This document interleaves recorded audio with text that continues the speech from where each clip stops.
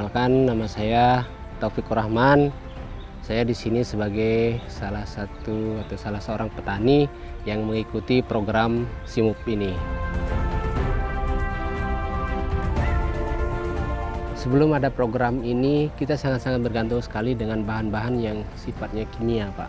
Baik itu dari perlakuan benihnya, terus untuk penyemprotan dan sebagainya.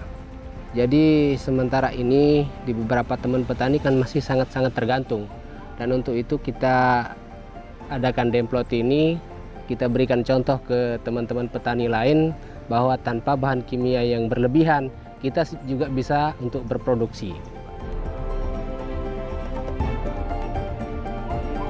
Program SIMUP ini sangat-sangat luar biasa sekali, karena di program SIMUP ini kita diperkenalkan atau diajarkan beberapa cara bertani yang efektif, yang bagus, yang ramah lingkungan, dengan memanfaatkan sumber daya ataupun yang selama ini tidak kita pergunakan atau terbuang sama sekali.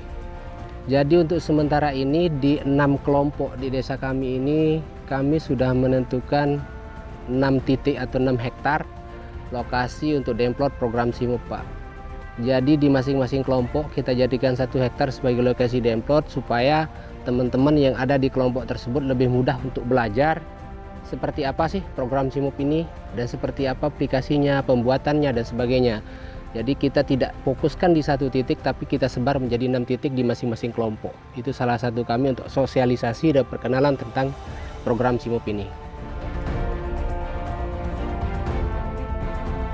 Pemahaman saya CSA kalau kita ambil secara substansial ini kan kita mengajak atau menerapkan bagaimana bertani yang cerdas iklim. Nah, ini penting karena dengan demikian kalau kita sudah bisa mengendalikan atau membaca iklim dan cuaca ini, kita bisa menerapkan teknologi yang tepat guna di lahan kita. Ada pesan yang substansial di dalam penerapan pertanian cerdas iklim, bagaimana kita bisa menerapkan teknik budidaya yang ramah lingkungan, yang berbasis pengurangan emisi gas rumah kaca.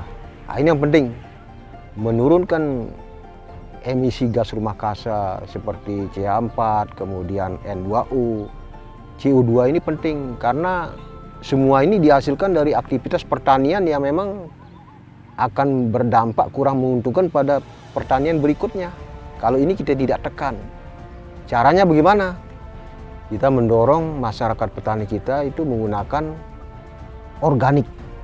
Jadi itu apakah pupuk organik, apakah itu pestisida organik, semua yang mengarah kepada perbaikan lingkungan, itulah yang merupakan bagian daripada CSA. Disinilah kami ingin memberikan informasi-informasi terbaru tentang teknologi-teknologi di bidang pertanian kepada petani kita, tentunya dengan harapan kesejahteraan petani kita meningkat, kita mendapatkan bahan makanan yang cukup, bahkan bisa kita ekspor ke luar negeri dengan meningkatkan produksi dan produktivitas yang ada. Petani ini adalah pahlawan pangan di negeri ini. Petani inilah yang setiap hari berusaha menyediakan bahan makanan pokok kita berupa beras dan lain sebagainya.